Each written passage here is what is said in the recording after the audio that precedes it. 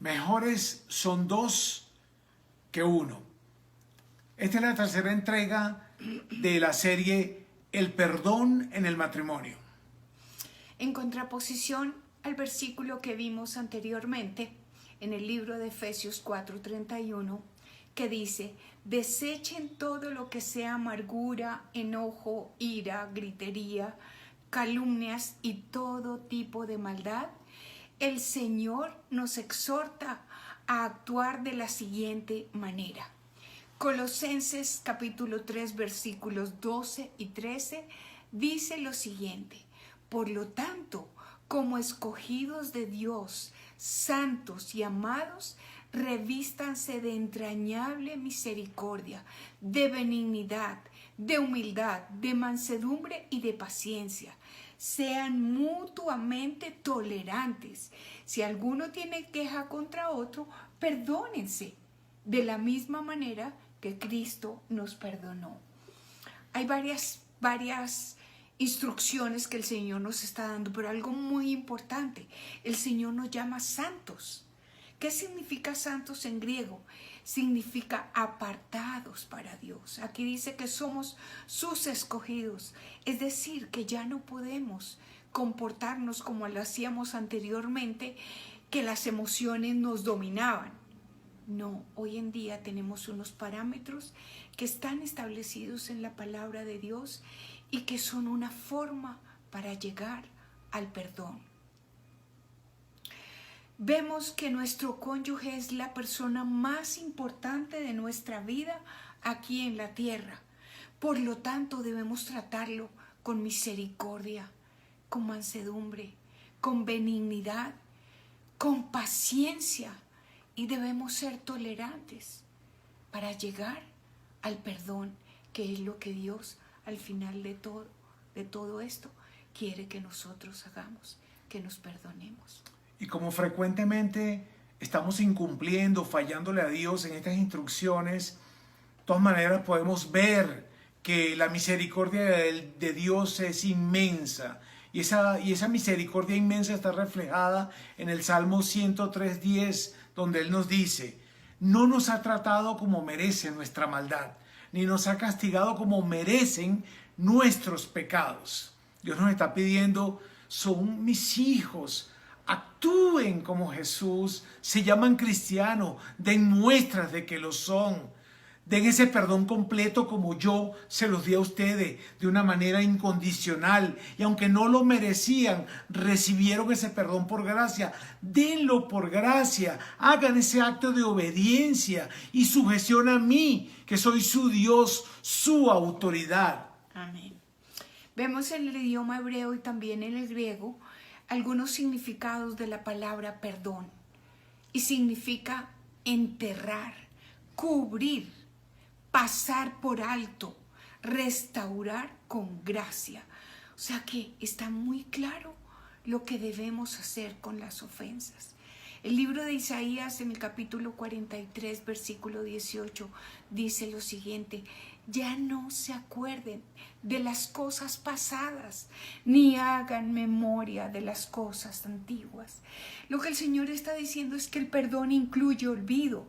No significa que vamos a olvidar y vamos a tener amnesia y ya nunca recordamos un incidente que tuvimos. No, lo que significa es que cuando lo recordemos, ya no lo traigamos al presente, ya no lo traigamos a nuestra vida, porque seguramente va a generar recuerdos amargos, duros, y va a representar una discusión, un conflicto entre ambos.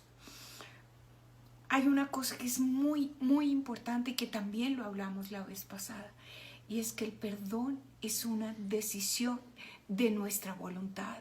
Es un acto de obediencia, como lo decías tú en este momento, a nuestro Dios. Es estar sujetos a su autoridad. Y también es importante que, independientemente de lo que nos haya pasado, del calibre de la circunstancia que hayamos tenido que vivir, perdonemos siempre. Y uno se pregunta, ¿será que es un número determinado de veces la que voy a perdonar, porque esta persona, mi cónyuge, mi esposa, mi esposo, reincide y reincide en el mismo problema y me toca volver a perdonar. Y uno se pregunta eso y Jesús nos responde eso perfectamente bien en Mateo 18, 21, 22, donde Pedro se le acerca y le dice: Señor, si mi hermano peca contra mí, ¿cuántas veces debo perdonarlo? ¿Hasta 7 veces? Y Jesús le dijo: no te digo hasta 7 veces, sino hasta 70 veces 7. Jesús le está queriendo decir: Pedro, no lleves cuenta, perdona siempre, perdona como yo te perdono a ti. ¿Y hasta cuándo debes perdonar? Si yo paro de perdonar, para de perdonar tú. Y como eso no va a suceder, no vas a parar tampoco tú de perdonar. Perdona siempre, y aunque las heridas en efecto son difíciles de sanar, no es fácil, toma tiempo, es necesario perdonar hasta perder la cuenta, perdonar siempre y recordar que nuestro cónyuge, que es la primera persona objeto de nuestro perdón, es nuestra misma carne. Y si no estamos perdonando a nuestro cónyuge, no nos estamos perdonando a nosotros mismos. Así es. En la Biblia vemos un ejemplo de lo que es el verdadero perdón y representa el perdón de Dios hacia Israel. Israel fue un pueblo de dura cerviz, un pueblo que nunca estuvo agradecido, que siempre se quejaba, y esto está representado en la Biblia, en la vida del profeta Oseas. El profeta Oseas conoció a una mujer preciosa llamada Gomer, se enamoró de ella, la llevó al altar, tuvieron una boda hebrea bellísima. Allí hicieron un pacto ante Dios, un pacto matrimonial. Al poco tiempo, su esposa olvidó el pacto, a tal punto que tuvo 2 hijos fuera del matrimonio. Finalmente abandonó al profeta y se fue a servir como sacerdotisa de un ídolo llamado Baal.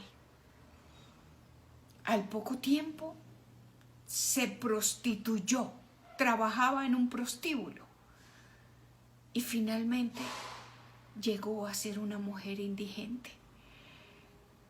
Oseas siempre la consideró su esposa, siempre estuvo pendiente de cubrir las necesidades de todo lo que podía, y finalmente fue a una subasta de esclavos donde nadie daba nada por Gomer y pagó por segunda vez el precio, y pagó un alto precio y la llevó nuevamente a su casa, la abrazó, la vistió, le retornó todo lo que ella había abandonado y la honró como su esposa. Este hombre, que era el profeta de Dios, era la voz de Dios del momento.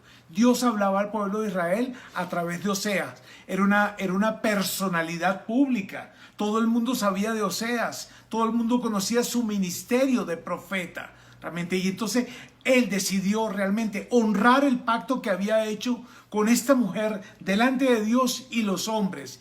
Y como bien lo dice mi esposa, la llevó nuevamente a su casa, la vistió como quien dice de lino fino, de un precioso lino blanco, la cobijó, la cubrió, la llevó a su hogar, le dio el lugar nuevamente de esposa, de madre, le dio el amor que siempre le tuvo, nuevamente restauró la relación de ellos dos. Y entonces realmente Oseas cumplió con el pacto que tenía con Dios.